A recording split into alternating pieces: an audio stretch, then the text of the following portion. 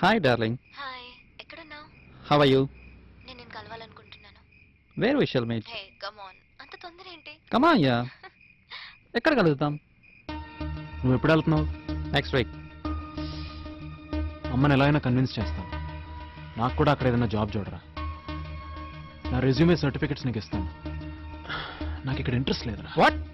అవునరా, నేను పోలీస్ డిపార్ట్మెంట్కి ఫిట్ కాను. ఒక క్రిమినల్లా బిహేవ్ చేస్తే తప్ప ఇక్కడ పోలీసులా సర్వైవ్ అవ్వడం కష్టం రా. ఏం జరిగింది?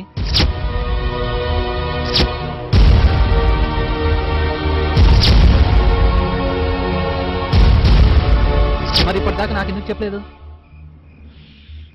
విక్కీ, నువ్వు అనుకుంటున్నట్లు ఫారెన్ జాబ్ అంత గొప్పేం కాదు. ఇక్కడేదో బిల్ గేట్స్ రేంజ్లో ఫోజ్ చేస్తాం కానీ అక్కడ మమ్మల్ని సెకండ్ హ్యాండ్ సిటిజన్స్ కింద చూస్తారు. అక్కడికి వచ్చి బెగ్గర్లా బతికే కంటే ఇక్కడ పేదోళ్ళ జీవించడం బెటర్. అందరూ పోలీస్ కాలేరు. నువ్వు చేస్తున్న డిపార్ట్మెంట్ చెడ్డదేం కాదు. ఒక్కరిద్దరు ఆఫీసర్స్ వల్ల పోలీస్ జాబే ప్రాబ్లం అనుకుంటే ఎలా? అవమానం అంటూ కూర్చోకుండా ఏదో ఒకటి చెయ్యి.